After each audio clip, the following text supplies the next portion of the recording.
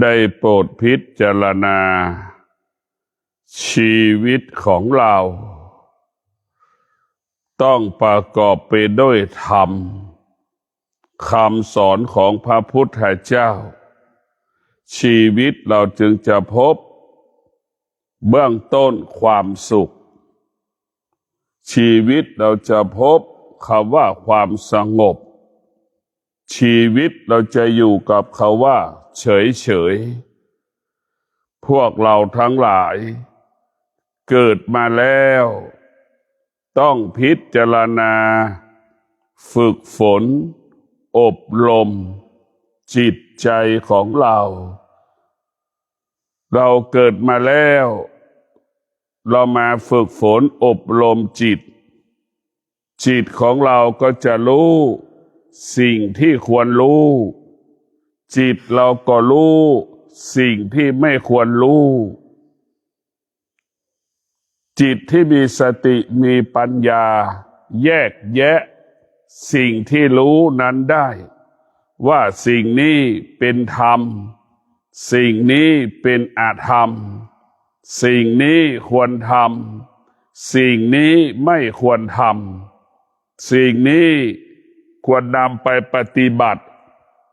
ให้มันเป็นปกติทุกวันดังเช่นผู้ที่มีสติปัญญาก็มีสติที่ดำรงตนด้วยศีล ดำรงตนด้วยศีลทุกวันดำรงตนด้วยศีลตลอดเวลานี่แหละผู้ที่มีสติมีปัญญาก็จะเห็นความจริงว่าการรักษาศีลนี่แหละจึงทำให้เรานั้นมีความสุขได้คลายความกังวลใจได้กินมีความสุขเมื่อเรามีประกอบไปด้วยศีลทั้ง5 ข้อนอนแล้วมีความสุขนอนด้วยศีลทั้ง5 ข้อตื่นด้วยศีลก็มีความสุขประกอบอาชีพปฏิบัติหน้าที่ด้วยศีลก็มีความสุขแต่พวกเราทั้งหลายเมื่อศีลมันมีบทบาทต่อการดำเนินชีวิตของเราคำว่าความสุขก็ทวีคูณเพิ่มขึ้นไม่มีวันที่สิ้นสุดสุขด้วยศีลสุขด้วยธรรมเป็นสุขที่ไม่มีวันจบสิ้นเป็นสุขที่บริสุทธิ์ถึงแม้จะเป็นกิเลสตัณหาราคะก็ยังเป็นกิเลสตัณหาราคะที่สังคมโลกคนทุกคนยอมรับดังพระพุทธเจ้าจึงเอาศีลมาเป็นรากฐานคำว่าความดีถ้าเราไม่ดีก็เมื่อเราไม่มีศีลนี่แหละพระพุทธเจ้าจึงเอาศีลมาเป็นใหญ่เมื่อเรามีปัญญาเราจะรู้ความจริงว่าบุคคลทุกคนดำรงตนด้วยศีลเช่นครอบครัวก็จะมีความสุขครอบครัวที่ดำรงตนด้วยศีลครอบครัวนั้นเกิดคำว่าสมานสามัคคีกันครอบครัวได้ดำรงตนด้วยศีลความสุขความสงบสุขมีพลังในการต่อสู้อุปสรรคปัญหาต่างๆพวกเราทั้งหลายผู้ที่มีปัญญาจะรู้ความจริงสิ่งที่เป็นอธรรมเราจะละเราจะเลิกเราจะหนีห่างมันเราจะไม่อยู่ใกล้มันนี่แหละพวกเราทั้งหลายเรียกว่าผู้ที่มีปัญญาเท่าทันสิ่งที่มันปรากฏเกิดขึ้นทางตาหูจมูกลิ้นกายใจเราผู้ที่มีปัญญาจะไม่ตอบสนองสิ่งที่มันกระทบสิ่งที่เราสัมผัสทางตาหูจมูกลิ้นกายใจของเราผู้ที่มีปัญญาจึงเป็นผู้ที่รู้เท่าทันสิ่งที่กระทบทางตาหูจมูกลิ้นกายใจสภาวะจิตผู้ที่มีปัญญารับรู้สารพัดการรับรู้เฉยไม่เกิดอาการไม่สำแดงอาการดีใจเสียใจ รู้เฉยๆรู้แล้วเกิดความสงบรู้แล้วก็ควบคุมสิ่งที่รู้ได้รู้แล้วเรากำหนดรู้สิ่งที่เรารู้ได้มันจึงเกิดคำว่ารู้อยู่เหนือรู้นั่นแหละพวกเราทั้งหลายอะไรที่เรารู้ทางตาหูจมูกลิ้นกายใจจิตที่มีปัญญามันจึงบอกให้เราอยู่เหนือสิ่งที่เรารู้ละสิ่งที่เรารู้ไม่ตามรู้สิ่งที่เรารู้เพราะมันไม่เที่ยงเพราะฉะนั้นพวกเราทั้งหลายจิตที่มีปัญญามันจะรู้ความจริงทั้งสิ้นมันจะละสิ่งที่เป็นความจริงทั้งสิ้นความโลภความโกรธความหลงก็เป็นความจริงในพวกเราทั้งหลายความโลภความโกรธความหลงก็เป็นความจริงเมื่อเราเห็นเมื่อรู้ความจริงเราก็ละความจริงความโลภความโกรธความหลงมันก็เหมือนเชื้อไวรัสนั่นแหละพวกเราทั้งหลายเชื้อไวรัสทั้งหลายจึงทำให้เรานั้นอ่อนแอและหวั่นไหวเมื่อจิตเรามีความโลภความโกรธความหลงครอบงำจิตเราก็ควบคุมไม่ได้เมื่อควบคุมไม่ได้มันก็เกิดอาการสำแดงอาการอยู่กับความโลภความโกรธความหลงความโลภความโกรธความหลงกลายเป็นกาวที่เหมือนหนูติดกาวนะพวกเราทั้งหลายเราต้องพิจารณาคำสอนของพระพุทธเจ้าให้เรารู้เรื่องความจริงเท่านั้นแต่ความจริงที่เราควรรู้ก็คือรู้เรื่องศีลความจริงที่เราควรรู้ก็รู้เรื่องสมาธิความจริงที่เราต้องรู้ก็คือรู้เรื่องปัญญาสามสิ่งนี้เราควรรู้ความรู้ใดๆที่ประกอบไปด้วยศีลสมาธิปัญญาความรู้นั้นเป็นแสงสว่างให้กับดวงจิตเราเป็นแสงสว่างให้กับชีวิตของเราเป็นแสงสว่างในการปฏิบัติธรรมในการปฏิบัติหน้าที่ของเราแต่พวกเราทั้งหลายสิ่งที่เราควรรู้ก็คือรู้เรื่องธรรมธรรมมันก็อยู่ที่ในกายในจิตของเราความเจ็บปวดมันเกิดขึ้นที่ไหนที่กายกับจิตความสุขความทุกข์เกิดขึ้นที่ไหนที่กายกับจิตความพอใจไม่พอใจเกิดขึ้นที่ไหนที่กายกับจิตทั้งสิ้นเราก็ต้องมาเรียนรู้ว่าอะไรทำให้กายกับจิตมันเป็นทุกข์แต่เราก็ต้องรู้ถ้าเราไปตอบสนองเราก็จะเกิดคำว่าความทุกข์ถ้าเรารู้เฉยๆเราก็จะไม่เกิดความทุกข์เราจะเห็นสองอย่างนี้เราเข้าไปยึดติดสิ่งที่เรารู้เป็นทุกข์รู้เฉยๆไม่เป็นทุกข์รู้เฉยๆมันจิตมันไม่ออกอาการไม่สำแดงอาการพ่อแม่ครูบาอาจารย์บอกสอนให้เรารู้เฉยๆรู้สักแต่รู้สักแต่รู้คำนี้ถ้าคนทุกคนรู้ว่าสักแต่รู้ปัญหาทั้งหลายจะไม่เกิดถึงแม้มันจะเกิดมันก็ดับได้ทุเลาเบาบางด้วยได้สักแต่รู้ว่าความโลภความโกรธความหลงมันปรากฏขึ้นแล้วสักแต่รู้แต่เราไม่ตอบสนองมันก็ไม่มีคุณค่าใดๆทั้งสิ้นแต่เราไม่ตอบสนองมันเหมือนหมามันมาเราไม่เอาข้าวให้มันกินเราไม่ตอบสนองไก่มาแล้วก็ไม่เอาข้าวให้มันกินคือไม่ตอบสนองมันมาอยู่สักพักเดี๋ยวมันก็ไปแล้วเพราะมันมีอะไรให้มันกินจิตเราเช่นนั้นเราไม่ต้อนรับมันก็ไม่อยู่ในพวกเราทั้งหลายเมื่อเราไม่ต้อนรับมันก็ไม่อยู่เมื่อเราไม่ต้อนรับมันก็ไม่เกิดอาการสำแดงอาการใดๆกับเราเพราะฉะนั้นเราต้อนรับมันนี่แหละสำคัญที่สุดต้อนรับก็หมายถึงเอาข้าวให้หมากินสำแดงอาการกายก็ดีวาจาก็ดีนะต้อนรับหมา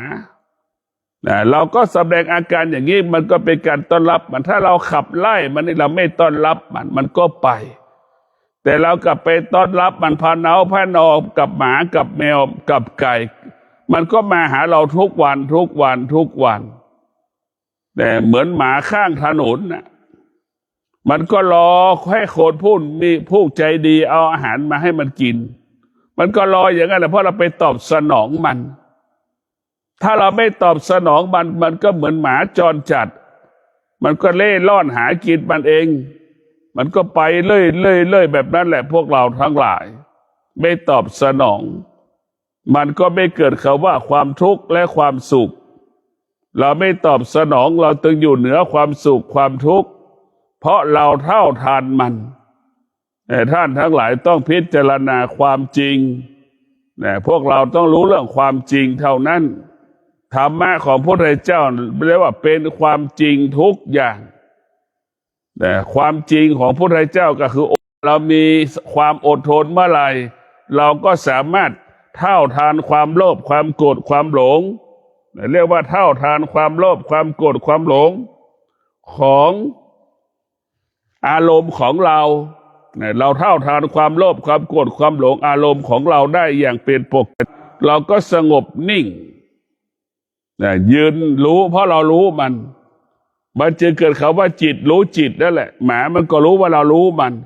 หมามันก็รู้ว่าเราไม่กลัวมันท้ายสุดมันก็กลัวเรามันก็กลัวเราเช่นเดียวกัน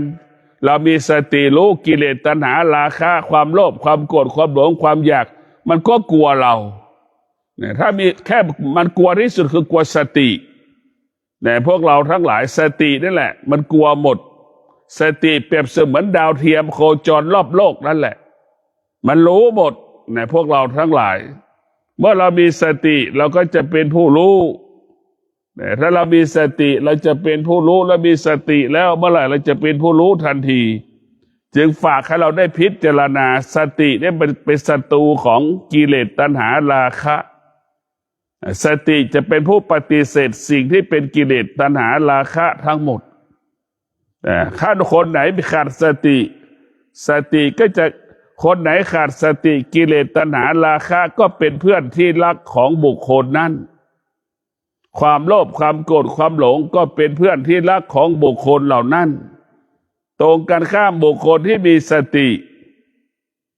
ความโลภความโกรธความหลงเป็นศัตรูของจิตความเกลียดความชังเป็นศัตรูของจิตมันเป็นศัตรูหมดพวกเราทั้งหลายเพราะนั้นทุกอย่างกิเลสทั้งหลายฝ่ายที่เป็นอาธรรมเนี่ยมันจะกลัวสติเพราะสติเป็นอยู่เหนือกิเลสอีกแต่มันสติมันอยู่สูงเหมือนดาวเทียมนั่นแหละเราก็กิเลสตัณหาราคะเหมือนคนที่อยู่ภายใต้อำนาจดาวเทียมนั่นแหละแต่พวกเราต้องเข้าใจเพราะนั้นสติมันจะเป็นผู้ควบคุมทุกสิ่งทุกอย่างควบคุมกายกับจิตส่องแสงสว่างให้กายกับจิตเห็นสิ่งที่ดีงามสิ่งที่เป็นกุศลทั้งสิ้นเราจะทำอะไรก็ให้เกิดความว่าดีงามตลอดเวลาเราจะทำอะไรความว่าดีงามก็จะเพิ่มทวีคู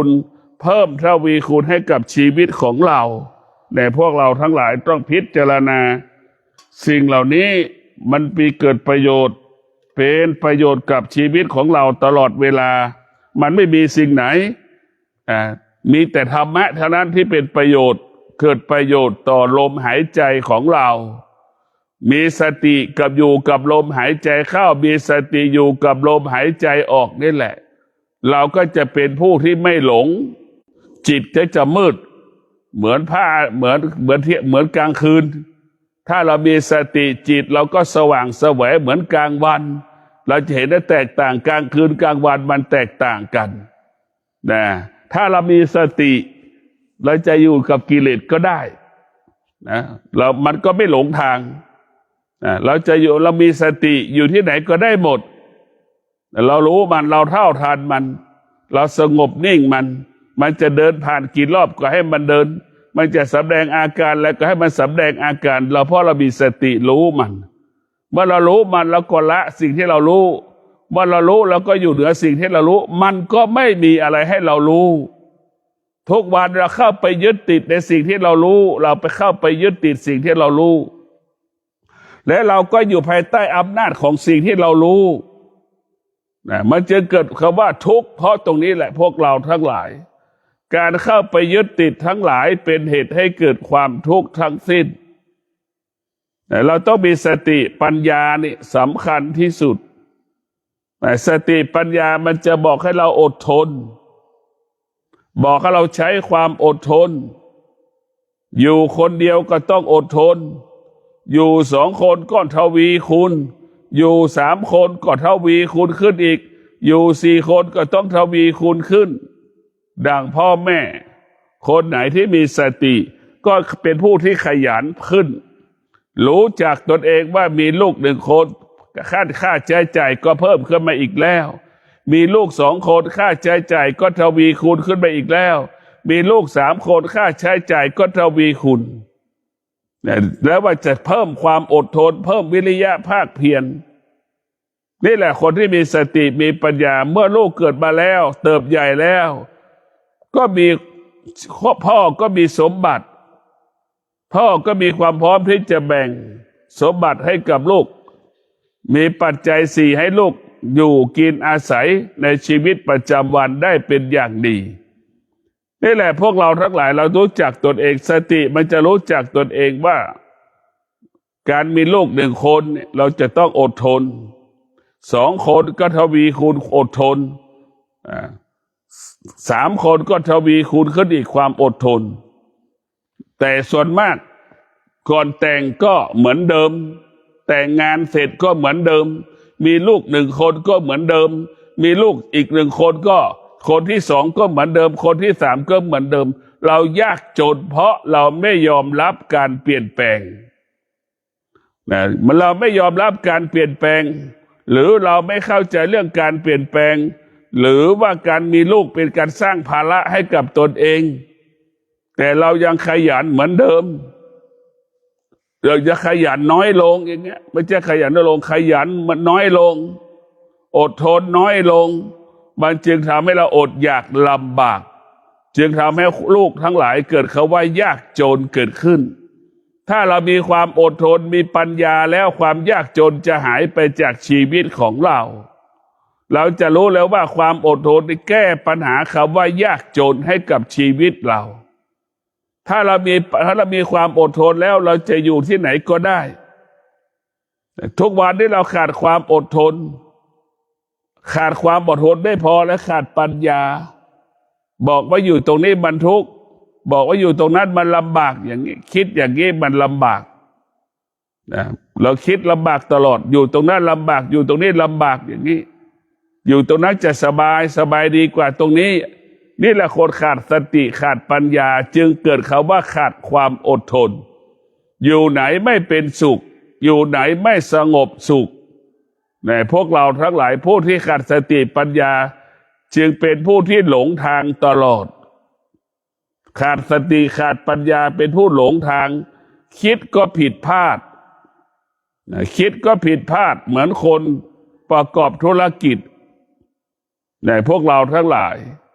ขาดสติขาดปัญญาธุรกิจไปไม่ได้โจนถึงที่สุดก็ยุบบริษัทขาดทุน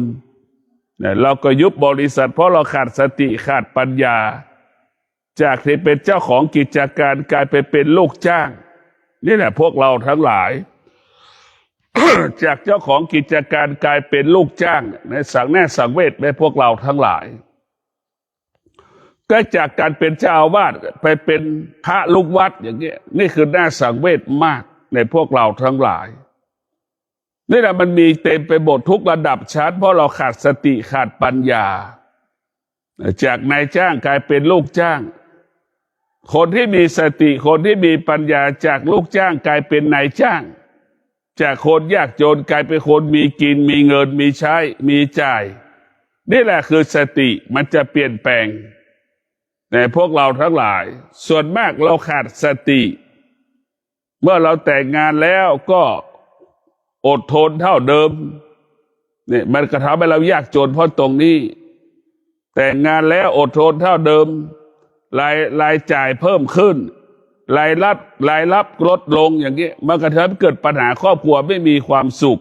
แตกแยกอย่าร้างกันก็เพราะสิ่งเหล่านี้แหละพวกเราทั้งหลายผู้เป็นผู้หญิงอยู่กับผู้ชายไม่เห็นอนาคตผู้ชายที่จะสร้างชีวิตมันก็จำเป็นต้องออกจากชีวิตโยมผู้ชายผู้นั้นออกจากผู้ชายผู้นั้นไปหาผู้ชายผู้ที่จะสร้างชีวิตได้แต่พวกเราทั้งหลายโดยเฉพาะผู้ชายเนี่ยต้องเป็นแสงสว่างให้กับผู้เป็นภรรยาแสงสว่างของผู้เป็นภรรยาก็คือความอดทนนี่แหละวิริยะภาคเพียรนี่แหละสติปัญญานี่แหละเป็นแสงสว่างให้กับผู้เป็นภรรยาเมื่อสามีมีสติมีปัญญามีความอดทนมีวิริยะภาคเพียรผู้เป็นภรรยาก็เห็นแสงสว่างของสามีว่าจะกอบกู้ชีวิตได้สร้างฐานะให้เราอยู่ดีกินดีได้เพราะสามีมีสติมีปัญญามีความอดทนมีวิริยะภาคเพียรจึงทำให้สามีภรรยาอยู่และมีความสุขมีความหวังอยู่แล้วชีวิตจะเปลี่ยนแปลงลูกเกิดมาแล้วจะได้อยู่ดีกินดีนี่แหละคือผู้เป็นภรรยาจึงรู้เพราะฉะนั้นผู้เป็นภรรยาส่วนหนึ่งไม่มีลูกก็เพราะไม่เห็นแสงสว่างจากผู้เป็นสามีจึงรู้ว่ามีลูกแล้วจะเกิดความทุกข์จึงรู้ว่ามีลูกแล้วจะเพิ่มภาระปัญหาผู้เป็นสามีก็ยังอดทนเท่าเดิมภาคเพียรเท่าเดิมนี่แหละมันจึงทำให้เรานั้นผู้เป็นภรรยาไม่คิดที่จะเอาลูกไม่คิดที่จะเอาลูกไม่คิดจะมีลูกขึ้นมาก็เพราะไม่เห็นแสงสว่างจากผู้เป็นสามีไม่มีความพร้อมที่จะเลี้ยงแต่ไม่มีความพร้อมที่เอาวัตถุสิ่งของมาให้ลูกได้กินมาเลี้ยงลูกมันไม่มีพร้อมที่จะเลี้ยงแต่สิ่งของที่จะนำมาเลี้ยงลูกมันไม่มีเช่นปัจจัยสี่เราก็ไม่มีอย่างนี้พวกเราต้องพิจารณาทุกวันแต่เรื่องชีวิตมันเรื่องใหญ่พวกเราทั้งหลายดังแล้วว่าสามีสามารถเป็นที่พึ่งให้กับภรรยาได้ภรรยาก็เห็นสามีเป็นแสงสว่างให้กับชีวิตตัวเองได้ภรรยาก็จะมีความพร้อมอยู่กับเรามีความสุขอยู่กับเรามีความมั่นคงอยู่กับเราพวกเราทั้งหลายนี่เป็นสิ่งที่พระพุทธเจ้าจึงว่าด้วยเรื่องการจัดระเบียบประชากรของโลกพระพุทธเจ้าถึงจัดระเบียบให้เราอยู่ดีกินดีก็คืออยู่ดีกินดีด้วยศีลสมาธิปัญญาและอยู่ดีกินดีด้วยศีลคำว่าอยู่ดีกินดีถ้าต้องประกอบไปด้วยศีลสมาธิปัญญาไม่ได้มีทรัพย์ไม่ได้มีสมบัติเหมือนเศรษฐีก็ยังทุกข์เลยเพราะว่ามันเป็นเศรษฐีก็เพราะมันขาดสติขาดปัญญาจึงไม่มีความสุขเราจะบอกว่ามีเงินแล้วจะมีความสุขนี่มันไม่ใช่แต่พวกเราทั้งหลายแต่คนส่วนมากเข้าใจแบบนั้นว่าเรามีสิ่งนี้จึงจะมีความสุขเรามีสิ่งนั้นจึงจะมีความสุขเราอยู่ที่นั้นถึงจะมีความสุขนี่คือขาดสติขาดปัญญาจะคิดแบบนี้ความสุขมันไม่ได้เกิดจากวัตถุภายนอกมันเกิดจากสภาพจิตที่มีปัญญามันเกิดจากสภาพจิตที่มีปัญญาเมื่อสภาพจิตมีปัญญาแล้วมันจะสุขทุกลมหายใจสงบได้ทุกลมหายใจในท่านทั้งหลายเราและคนทั้งโลกก็มีความสุขเพราะมีสามีมีภรรยาถามว่ามีแล้วมันใช่มันก็ไม่ใช่คนทั้งโลกมีลูกมันมีความสุขไหมมันก็ไม่ใช่กับเป็นภาระกับเป็นปัญหาคำว่าภาระปัญหาก็คือก่อให้เกิดคำว่าความทุกข์เห็นไหมนี่แหละมันก็ทำให้ภาระปัญหาทั้งหลายก่อให้เกิดความทุกข์จนถึงที่สุดก็ต้องแตกแยกอย่าร้างอยู่ไม่มีความสุขยากจนตายมีปัญหาจนตายกับความรายรับรายจ่ายไม่พอกับมีชีวิตอยู่อย่างเงี้ยพวกเราแต่พวกเรามันต้องมีปัญธรรมะเนี่ยสำคัญที่สุดบอกสอนให้เรารู้มีเงินก็รู้ว่าเราให้มีเงินเฉยๆเงินไม่สามารถซื้อความแก่ความเจ็บความตายได้ให้เราเข้าใจแบบนี้เราจะไปหลงว่าเงินนั้นมีบทบาทต่อชีวิตเรา เรียกว่าเงินหรือสตางค์นั้นเป็นเพียงเครื่องมืออำนวยความสะดวกการดำรงชีพซื้อข้าวปลาอาหารในการประกอบอาชีพเจ็บป่วยก็ไปรักษาพยาบาลแค่นั้นแหละมันไม่มีอะไรมากใช่ว่าเรามีทรัพย์แล้วมันจะทำให้อายุยืนสุขภาพดีมันไม่ใช่ใช่ว่าเราไม่มีทรัพย์ไม่มีสมบัติแล้วเราจะอายุสั้นเนี่ยมันก็ไม่ใช่นะพวกเราทั้งหลายมีเงินแล้วโรคภัยไข้เจ็บมันจะไม่เกิดมันไม่มีเพราะฉะนั้นพวกเราทั้งหลายโรคภัยไข้เจ็บทั้งหลายที่มันเกิดก่อนเวลากำหนดเพราะเราขาดปัญญาทั้งสิ้นเมื่อเราขาดปัญญาจึงทำให้เกิดคำว่าเกิดก่อนเวลากำหนดแก่ก่อนเวลากำหนดเจ็บก่อนเวลากำหนดตายก่อนเวลากำหนดทั้งสิ้นเพราะเราขาดปัญญาในพวกเราต้องพิจารณาถ้าเกิดแก่เจ็บตายมันเป็นธรรมชาติของมนุษย์และสัตว์เป็นเช่นนี้ถ้าเราผิดธรรมชาติเมื่อไหร่เราผิดธรรมชาติทำให้เกิดก่อนเวลากำหนดแก่ก่อนเวลากำหนดเจ็บก่อนเวลากำหนดตายก่อนเวลากำหนดมันจึงเกิดคำว่าผิดพลาดประมาทจึงก่อให้เกิดคำว่าความทุกข์ทั้งสิ้นแต่พวกเราทั้งหลายเราพุทธเจ้าสอนให้เรารู้จักตนเองรู้จักตนเองรู้จักประมาณตนให้เราพึ่งพาตนเองอาศัยตนเองเราจะเกิดคำว่าสงบสุขเกิดคำว่าพัฒนาก็ง่ายเปลี่ยนแปลงก็ง่ายจะแก้ไขปัญหาอันใดก็สะดวกสบายพวกเราทั้งหลายเรามีสติมีปัญญานี้มันจะอยู่กับความเป็นจริงตลอดส่วนมากเราขาดสติขาดปัญญาเมื่อเราขาดสติขาดปัญญาแล้วมันจึงทำให้เราคิดไม่สำเร็จพูดไม่สำเร็จทำการใดๆไม่สำเร็จ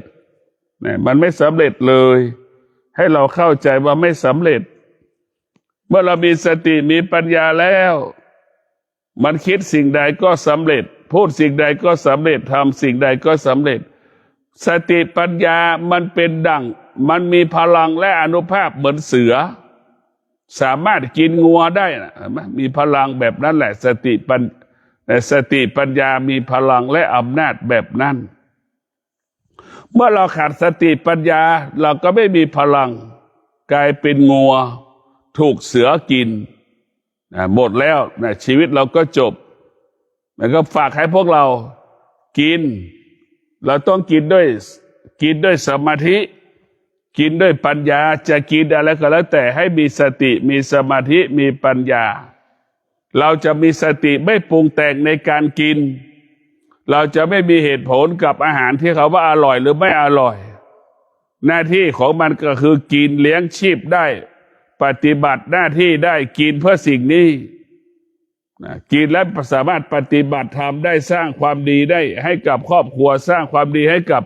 ประเทศชาติบ้านเมืองของเราได้นี่แหละพวกเราทั้งหลายต้องพิจารณาเวลานี้คนส่วนมากใช้ความคิดกันหมดเมื่อเราใช้ความคิดมันจึงทำให้ชีวิตเราประสบปัญหาสารพัดปัญหาดังประเทศไทยเราเป็นเวลานี้คำว่าหัวสวยังไม่จบไม่สิ้น2 ปีไม่มีวันไหนที่ไม่พูดคำว่าหัวสวไม่มีนี่แหละเราใช้ความคิดมันจึงทำให้เราผิดพลาดเพราะเราใช้ความคิดที่เราคิดมันก็มีบุคคลอื่นมาแก้ไขเราได้มาแก้ไขเปลี่ยนแปลงความคิดที่เราคิดได้แต่เราจะบอกว่าใครไม่รู้ไม่มีทุกคนเสมอเหมือนกันหมดพวกเราทั้งหลายเสมอเหมือนกันหมดคนนั้นจะดีกว่าคนนี้ไม่มีคนนี้จะดีกว่าคนนั้นไม่มีมันเหมือนกันเสมอเหมือนกันหมดเรียกว่ามันพึ่งพาอาศัยซึ่งกันและกันดังต้นไม้เล็กๆรักษาหน้าดินคุมหน้าดินเห็นไหมมันก็เพื่อต้นไม้ใหญ่ๆจะได้กินน้ำแบบอุดมสมบูรณ์เพราะเมื่อมีต้นไม้เล็กๆคุมหน้าดินแสงแดดก็ไม่ได้เผาผลาญต้นไม้เล็กๆก็ปิดแสงแดดความร้อนก็ทำให้หน้าดินนั้นชุ่มอยู่ทั้งปีต้นไม้ใหญ่ก็สามารถหากินได้กินน้ำแบบสะดวก อยู่ได้อย่างมีความสุขต้นไม้พวกเราทั้งหลายเราต้องพิจารณาดูต้นไม้ก็ยังมีกิเลสต้นไม้ก็ยังมีความอยากต้นไม้ก็ยังมีความรู้สึกแต่พวกเราทั้งหลายนะมันมีความรู้สึกถ้าจิตเราไม่ละเอียดเราจะไม่เห็นว่าต้นไม้มันมีความอยากต้นไม้มันเป็นคนที่ทะเยอทะยานเหมือนมนุษย์นี่แหละทะเยอทะยานดังต้นไม้ที่อยู่ในป่าทึบมันจะแข่งขันกันเพื่อรับแสงพระอาทิตย์เห็นไหมมันแข่งขันกันรับแสงอาทิตย์เราจะเห็นได้ต้นไม้ที่อยู่ในป่านะต้นเล็กๆสูงตั้ง40 เมตรโทษสูงเท่าต้นต้นใหญ่เท่าลำขาเราเนี่ย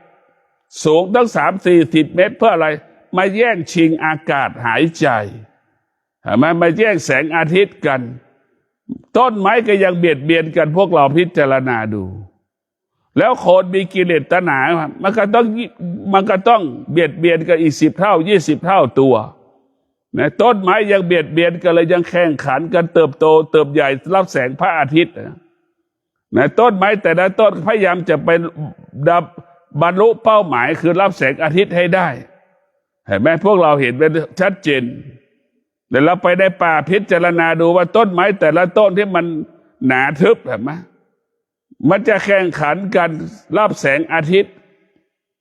คนก็เช่นนั้นแหละพวกเราทั้งหลายมันก็แข่งขันกันเรื่องการดำเนินชีวิตแต่ละวัน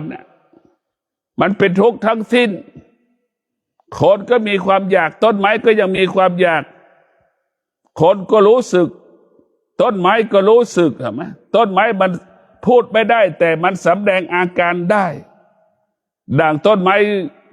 นะมันทะเยอทะยานที่จะไปกีดรับแสงพระอาทิตย์อะไรเห็นไหมเพื่อเอาตัวรอดโดยไม่ต้องบอกโดยไม่ต้องสอนมันรู้ด้วยธรรมชาติมันดังต้นไม้อยู่ในป่าทึบนั่นแหละมันจะต้องมาเบียดเบียนกันมันจะต้องแข่งขันกันเพื่อมารับแสงพระอาทิตย์คนก็เช่นเดียวกันเป็นคนจำนวนมากก็เบียดเบียนกันการประกอบอาชีพเบียดเบียนกันหมดการประกอบอาชีพมันจึงทำให้เกิดความทุกข์ทำให้เกิดปัญหา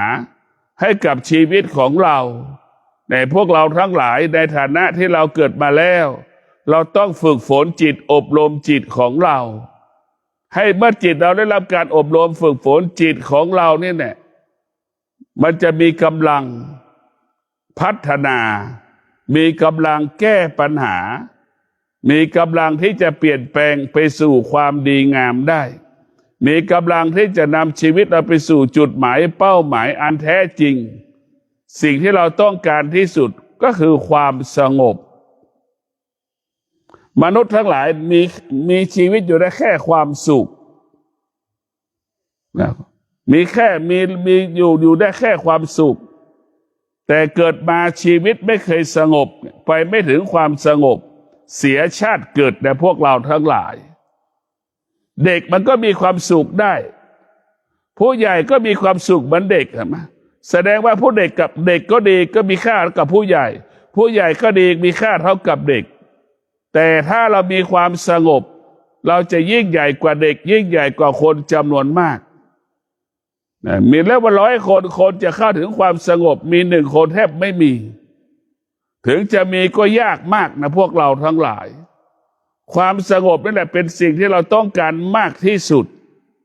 อันที่แท้จริงกายกับจิตของเราต้องการความสงบเป็นหลักเราจะเห็นได้ว่าเศรษฐีไม่มีความสงบเศรษฐีจึงไม่มีความสุขนี่แหละเราพิจารณาดูเศรษฐีทั้งหลายมีทรัพย์ดีสมบัติไม่มีความสุขเพราะไม่มีความสงบเพราะจิตไม่สงบเพราะกายไม่สงบคนยากจนรู้จักตนเองมันจะอยู่กับความเป็นจริงคนยากจนจึงมีความสุขมากกว่าเศรษฐีคนที่ไม่มีเงินก็มีความสุขมากกว่าคนที่ไม่มีมากกว่าคนมีทรัพย์มีสมบัติแต่พวกเราทั้งหลายจะมีไม่มีถ้าเรามีปัญญาแล้วความสุขเสมอกันมีก็ดีไม่มีก็ดีแล้วขาดปัญญามีความทุกข์เสมอเหมือนกันหมดแต่พวกเราทั้งหลายเราอยู่ว่าสติปัญญาทำให้เป็นความสุขได้ เนี่ยเราต้องพิจารณาทุกวันทุกวันทุกวันทุกวันทุกวันสุขได้ด้วยความเข้าใจทุกข์ได้เพราะเราไม่เข้าใจเนี่ยเราให้เราเข้าใจชนะสำเร็จได้เพราะเราเข้าใจเราพ่ายแพ้ขาดทุนประสบปัญหาเพราะเราไม่เข้าใจเมื่อเราเข้าใจมันจะเกิดคำว่าชนะสำเร็จเข้าใจชนะสำเร็จให้เราเข้าใจเช่นนี้ว่าเข้าใจชนะสำเร็จที่ไม่สำเร็จเพราะไม่เข้าใจอดทนชนะสำเร็จที่ไม่สำเร็จเพราะไม่อดทนก็มีพระอรหันต์จำนวนมากที่ขาดความอดทนก็ไม่สามารถบรรลุธรรมได้นักธุรกิจทั้งหลายก็มีนักธุรกิจส่วนหนึ่งที่ไม่ขาดความอดทนไม่ประสบความสำเร็จเราจะเห็นได้ว่าธรรมะของพระพุทธเจ้านี่มันจะเป็นผู้ขับเคลื่อนชีวิตเราธรรมะเปรียบเสมือนสิ่งมีชีวิตใช่ไหมธรรมะเปรียบเสมือนสิ่งมีชีวิตมาเตือนเราตลอดเวลาให้เราออกจากสิ่งที่ไม่ดีให้เราออกห่างสิ่งที่ไม่ดีให้ไปอยู่กับตรงนี้เป็นสิ่งที่ดีตรงนี้อยู่และสุขสบายเนี่ยมันเตือนเราตลอดแต่พวกเราทั้งหลายแต่เราก็ไม่เคยเชื่อมันแต่ธรรมะเป็นผู้เตือนจิตแต่ธรรมะเป็นผู้เตือนจิตเมื่อจิตมีสติจิตจึงเป็นผู้รู้เมื่อจิตเป็นผู้รู้จิตนั้นก็จะอยู่ที่ควรอยู่จิตก็รู้สิ่งที่ควรทำสิ่งที่ควรปฏิบัติสิ่งจิตมันจะรู้โดยอัตโนมัติโดยไม่ต้องให้ใครบอกใครสอนเหมือนงัวเหมือนควายมันจะรู้ของมันเลยออกไปหากินแต่แม่งัวควายรู้จักตนเองออกไปหากินตื่นเช้าก็ออกไปหากินตรงกันข้ามลูกบางคนอายุ30-40จะออกบ้านยังไม่มีเงินขอเงินพ่อแม่ใช้อีกเห็นไหมนี่แหละคือมันแตกต่างกันอย่างไม่รู้จักตนเองเมื่อเราไม่รู้จักตนเองแล้วก็มีชีวิตประมาทในการใช้จ่ายประมาทในการใช้จ่ายจึงสร้างภาระสร้างปัญหาจนถึงที่สุดอายุ30-40ยังขอเงินแม่ใช้เช้านี้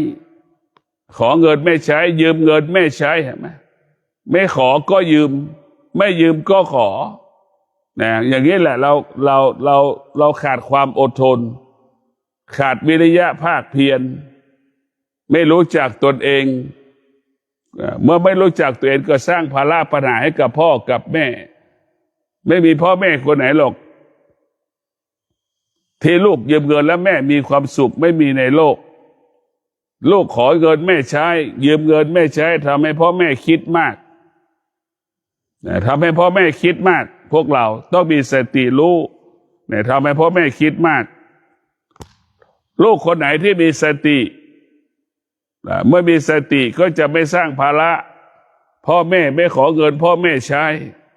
ดั่งงัวควายเห็นไหมไม่สร้างภาระให้มันไม่สร้างภาระให้กันและกัน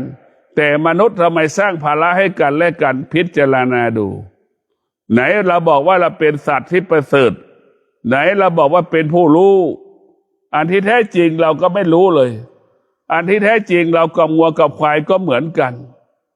แต่ไม่เหมือนกันงัวควายนั้นมันเหมือนตรงไหนมันก็เกิดมาเหมือนเรามันก็หากินงัวควายมันแตกต่างที่ไหนแม่รับผิดชอบไม่เกิน2 ปีแต่แม่ของเรารับผิดชอบลูกตลอดชีวิตมันแตกต่างกันยังไงงัวควายแม่มารับผิดชอบไม่เกิน2 ปีลูกมันก็รู้ว่าต้องพึ่งพาแม่ไม่เกิน2 ปีแต่ลูกของมนุษย์ลูกของคนเราเนี่ยมันพึ่งแม่จนตายอาศัยแม่จนตายขอแม่จนตายก็มีอีกจำนวนหนึ่งลูกประเภทนี้แต่พวกเราทั้งหลายต้องพิจารณานี่คือความจริงที่มันเป็นอยู่คงอยู่กับชีวิตของเราให้พวกเราได้เข้าใจชีวิตอยู่ได้ด้วยความเข้าใจถ้าเราเข้าใจแล้ว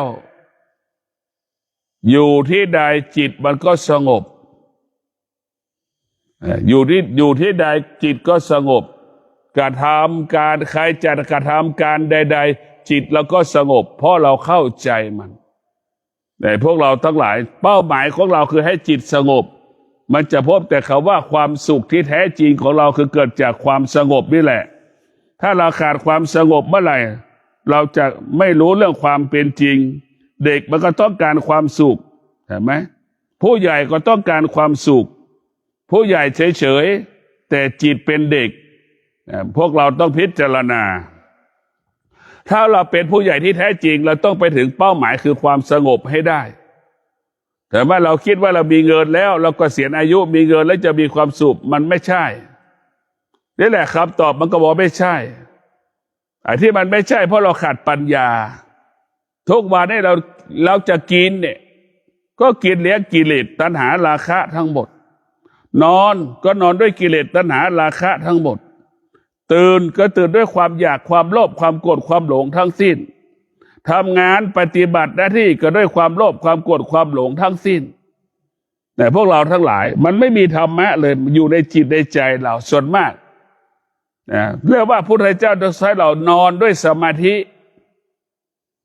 เรามีสติกำหนดรู้สึกตัวว่าเรากำลังนอนกำหนดรู้สึกตัวว่าเรากำลังจะหลับถ้าเรามีกำหนดรู้สึกตัวในพวกเราทั้งหลายเรามีกำหนดรู้สึกตัวถ้าเราสามารถกำหนดรู้สึกตัวได้เรียกว่านอนด้วยสมาธิสุขภาพดีอายุยืนดำเนินชีวิตด้วยสมาธิย่อมประสบความสำเร็จได้ง่ายนะแล้วพวกเราให้เข้าใจว่าเราย่อมประสบความสำเร็จได้ง่ายฝากให้เราได้พิจารณาว่ากินก็ด้วยสมาธินอนด้วยสมาธิตื่นด้วยสมาธิดำเนินชีวิตปฏิบัติหน้าที่ด้วยสมาธิ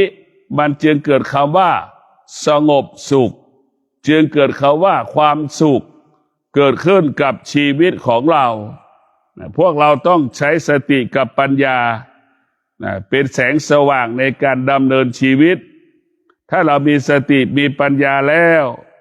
คำว่าไม่มีคำว่าไม่มีไม่เกิดสิ่งที่มันจะเกิดต้องเกิดจากสติและปัญญาทั้งหมดทุกอย่างสิ่งที่เป็นธรรมะเกิดจากสติปัญญาทั้งหมดสิ่งที่เป็นอาธรรมเป็นอกุศลเกิดจากการขาดสติขาดปัญญาทั้งหมดเราจะเห็นสิ่งที่หงายเราจะเห็นสิ่งที่คว่ำเราก็ได้พิจารณาว่าสิ่งที่มันคว่ำสิ่งที่มันหงายอันไหนดีอันไหนไม่ดีเราก็พิจารณาความคิดกับสมาธิอันไหนดีกว่ากันเราก็พิจารณาปัญญากับความคิดอันไหนดีกว่ากันเราก็ต้องพิจารณาเราพิจารณาเรามีความอดทนอย่างนี้เราก็เอาความอดทนมาใช้ว่าความอดทนมันจะเปลี่ยนแปลงชีวิตพัฒนาชีวิตแก้ปัญหาให้กับชีวิตของเราโดยเฉพาะเวลานี้ครอบครัวทุกครอบครัวประสบปัญหารายรับไม่เพียงพอรายจ่ายมันเพิ่มขึ้นทุกเดือนผู้เป็นพ่อผู้เป็นแม่หัวอกจะแตกเพราะมีภาระที่จะต้องใช้หนี้มีภาระที่จะต้องใช้หนี้ให้กับบุคคลอื่นๆมีภาระมีปัญหาในค่าใช้จ่ายจะต้องเอาเงินไปชำระหนี้ร้านค้าข้างบ้านบ้างนี่แหละพวกเราทั้งหลายเราขาดสติจะลำบากถ้าเรารู้จักประมาณตนเองรู้จักตนเองคำว่าลำบากจะไม่เกิด